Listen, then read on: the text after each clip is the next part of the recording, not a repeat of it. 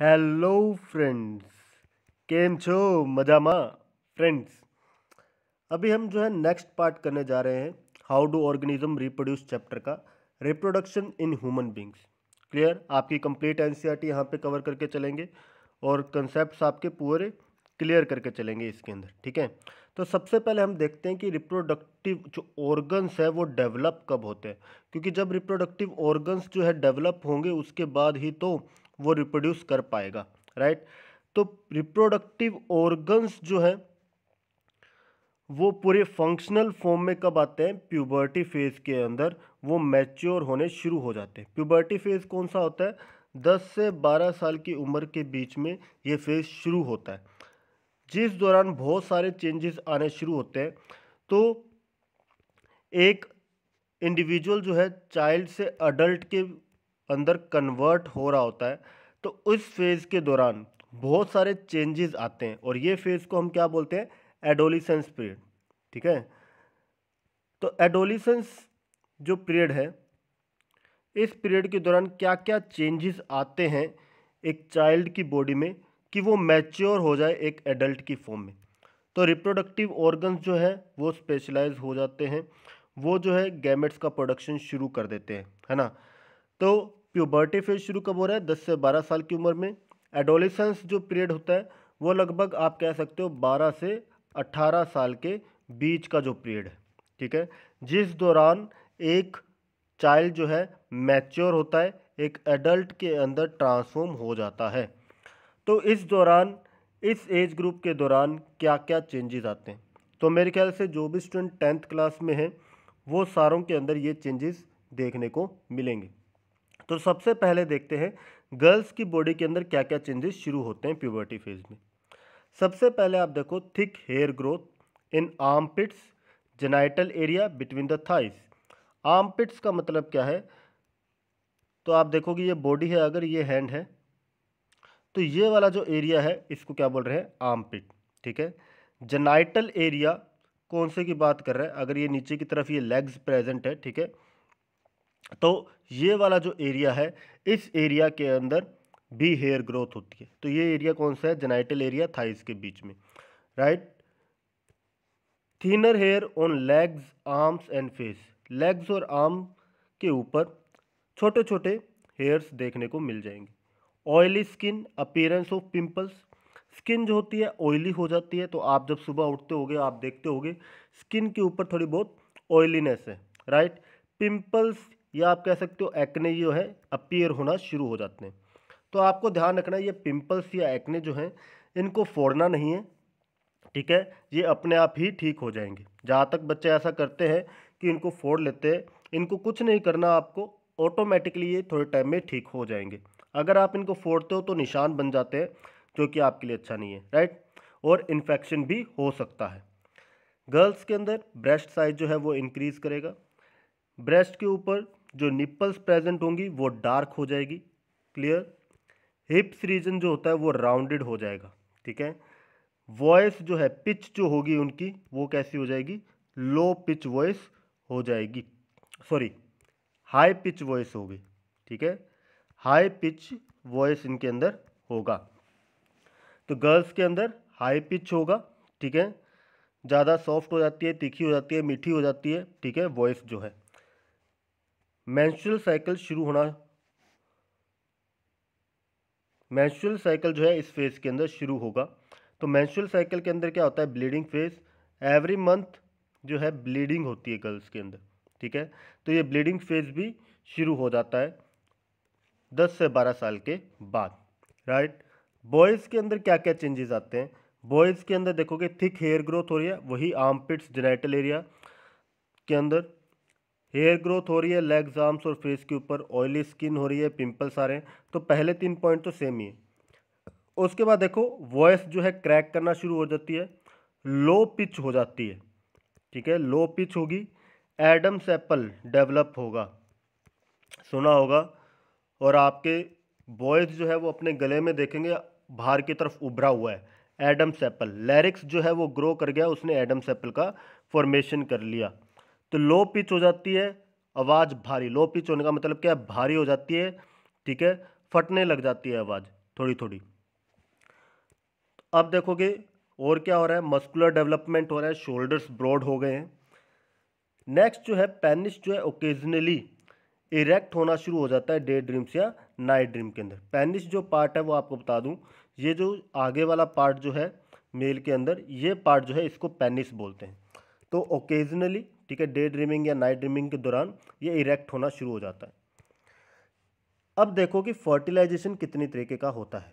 Fertilisation अगर हम mainly देखेंगे दो तरीके का है, एक्सटर्नल फर्टिलाइजेशन और इंटरनल फर्टिलाइजेशन। नाम से ही पता लग रहा है एक्सटर्नल का मतलब क्या है, जब फर्टिलाइजेशन बॉडी के बाहर हो रहा है। तो इस केस में क्या होगा, मेल और फीमेल गैमेट्स जो हैं बाहर इन्वायरमेंट में रिलीज किए जाएंगे और फ्यूज़न जो होगा गैमेट्स का बॉडी के बाहर होगा। जैसे आप देखेंगे फ्रॉग्स के अंदर, फिशेस के अंदर, ये क्या करते हैं, एग्स और स्पर्म्स को वाटर के अंदर रिलीज करते हैं। एग और स्पर्म जो है वाटर के अंदर लार्ज अमाउंट में रिलीज होते हैं और वहाँ पे फर्टिलाइजेशन प्रोसेस होता है। इंटरनल फर्टिलाइजेशन का सीधा सा मतलब है कि फीमेल बॉडी के अंदर फर्टिलाइजेशन होगा।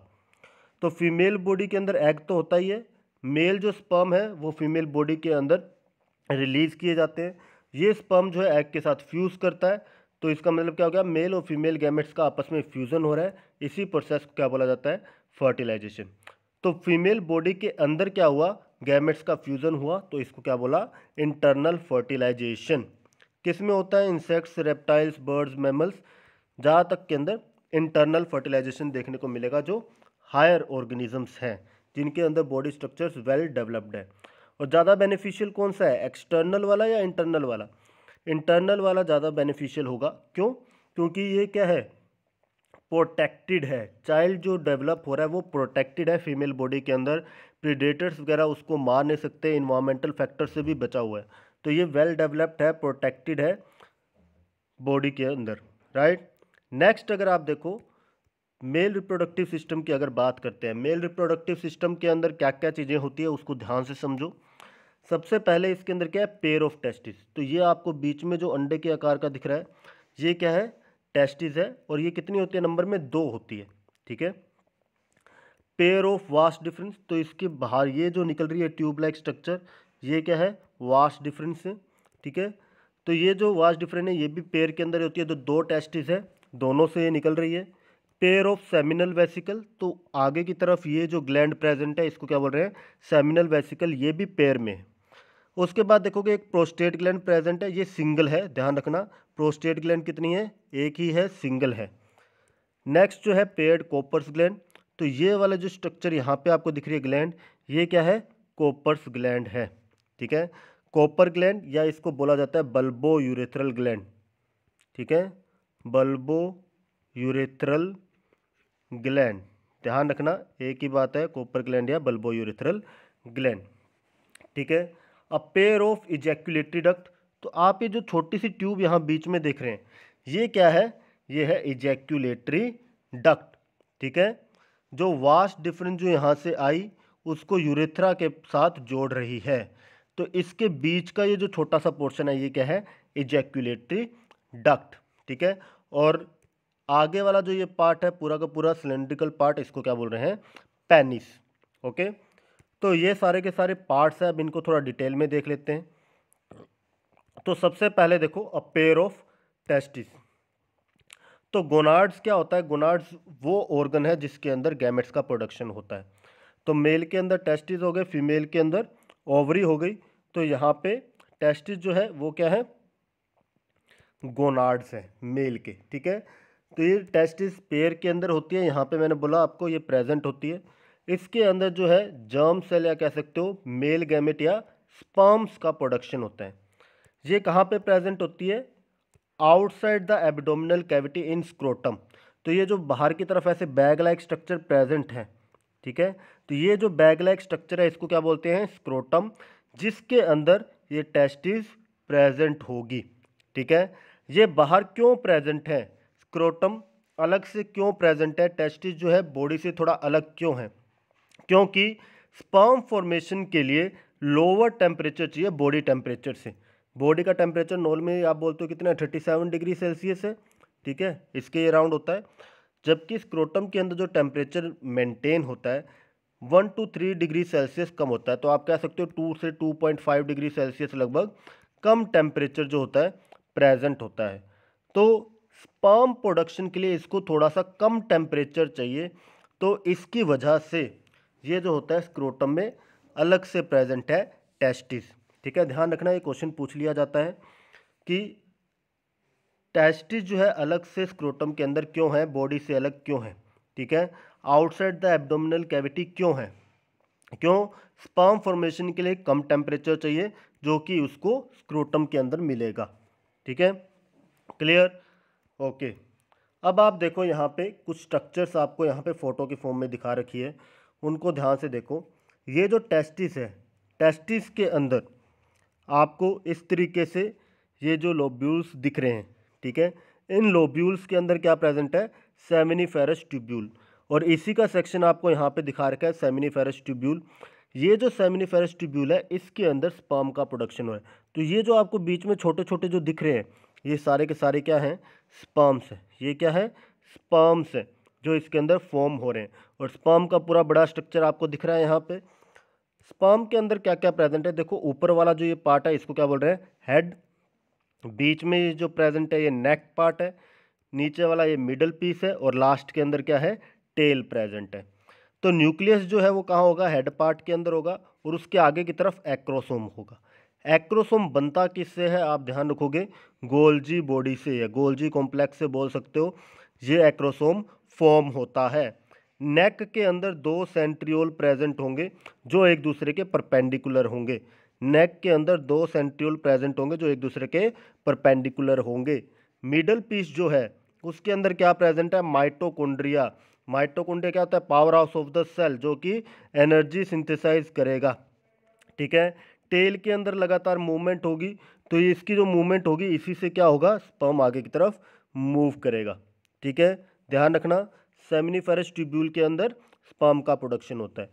दूसरा आप यहाँ पे देखोगे, ये अगर ऐसे 2-3 सेमिनिफेरस ट्यूब्यूल्स प्रेजेंट हैं, उनके बीच में यहाँ पे कुछ सेल प्रेजेंट है जिनको क्या बोल रहे हैं, लेडिक सेल्स या इंटरस्टिशियल सेल। ठीक है, सेमिनिफेरस ट्यूब्यूल जो होती है उनके बीच में जो ये स्पेस प्रेजेंट होगा वहाँ पे ये लेडिक सेल या इंटरस्टिशियल सेल्स प्रेजेंट होती है।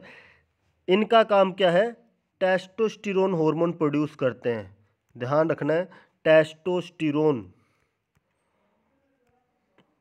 तो ध्यान रखोगे टेस्टोस्टेरोन हार्मोन जो है प्रोड्यूस किया जाएगा किसके द्वारा, लेडिक सेल्स के द्वारा। ठीक है, अब आगे देखो, इसी के अंदर टेस्टिस के आगे ये वाला जो पार्ट है इसको क्या बोलते हैं, एपिडिडाइमिस। ध्यान रखना है, ये वाला पार्ट क्या है, एपिडिडाइमिस। ठीक है, एपिडिडाइमिस के आगे ये जो निकल रही है ये क्या है, वास डिफरेंस। ठीक है, वास डिफरेंस, डक्टस डिफरेंस भी बोला जाता है, वास डिफरेंस भी बोला जाता है, ये वाला जो स्टार्टिंग वाला पार्ट है। तो वास डिफरेंस क्या चीज़ है, और tube carrying sperm from testis to seminal vesicle. Testis से सेमिनल वेसिकल के पास स्पर्म लेके जा रही है। तो आपने यहाँ पे देखा, ये जो है टेस्टिस के पीछे से निकली और यहाँ से सेमिनल वेसिकल की ट्यूब के साथ यहाँ पे आके जुड़ गई।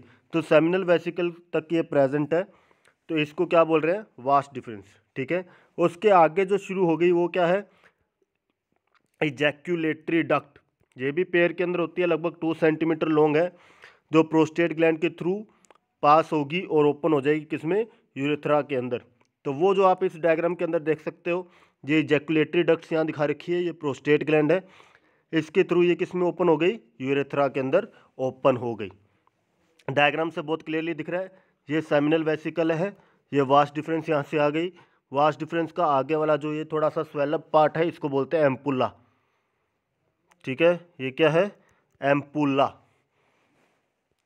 ये जो पीछे आपको दिख रहा है ये वाला जो पूरा पार्ट है ये है यूरिनरी ब्लैडर, जो आपको ध्यान है किडनी का पार्ट होता है।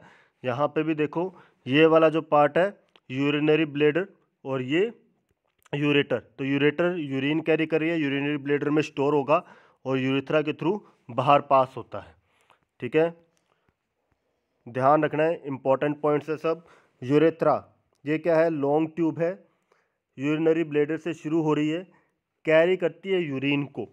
ठीक है, तो यूरेथ्रा जो है ये कॉमन ट्यूब है जिसके थ्रू यूरिन और स्पर्म पास होते हैं, ठीक है, पर एक टाइम पे एक ही होगा, ठीक है, कॉमन पासेज है यूरिन और स्पर्म के लिए, पर एक टाइम पे एक ही होगा। तो पेनिस के अंदर पूरा रन कर रही है, ठीक है, और बाहर की तरफ ओपन हो रही है। तो यहाँ पे आप देखो ये पेनिस के थ्रू इधर जा रही, ठीक है, और ये ओपन हो रही बाहर की तरफ।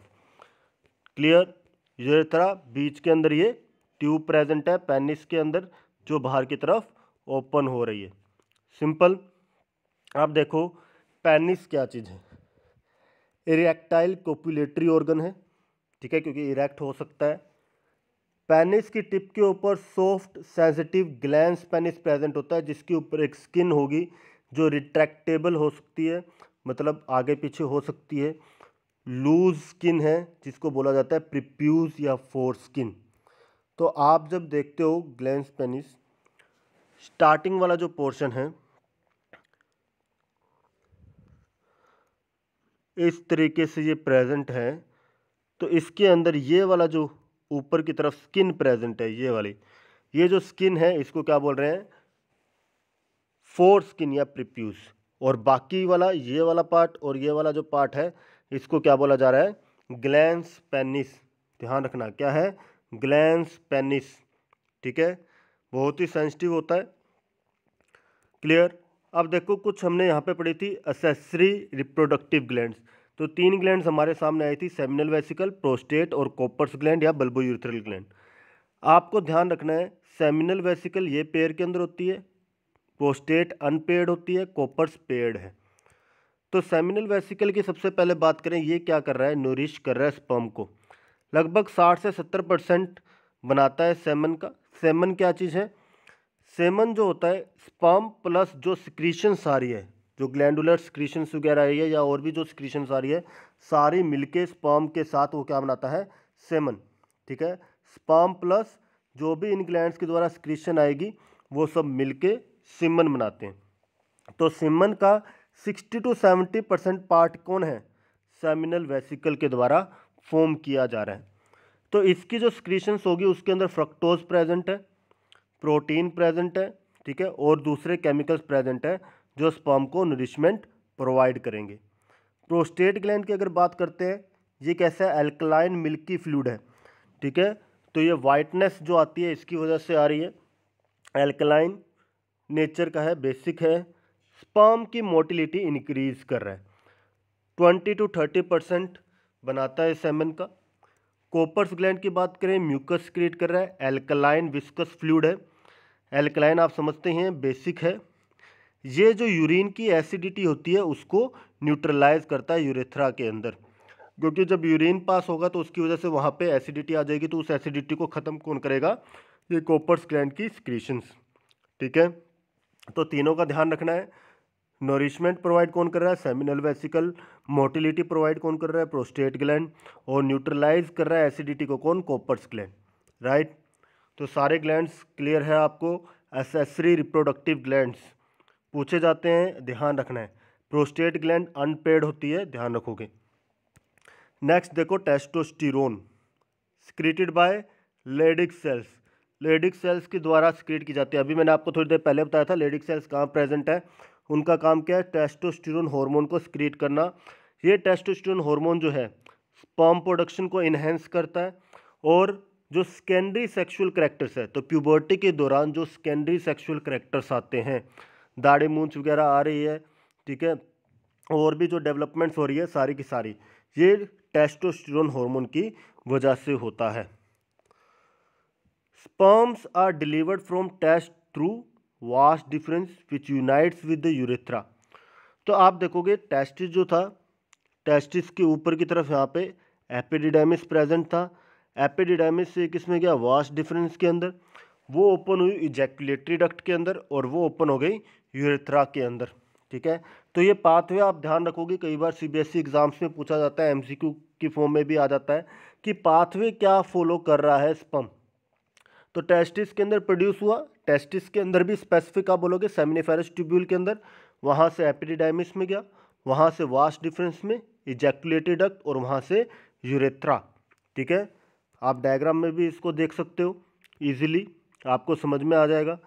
तो यहाँ पे आप देख रहे हो ये क्या है, टेस्टिस है, टेस्टिस से ये कहाँ गया, एपिडिडाइमिस, एपिडिडाइमिस से वास्ट डिफरेंस से इजैकुलेटरी डक्ट, और वहाँ से कहाँ गया, यूरेथ्रा, राइट। और फिर यहाँ से फीमेल बॉडी के वेजाइना पार्ट के अंदर रिलीज होंगे स्पर्म। क्लियर है।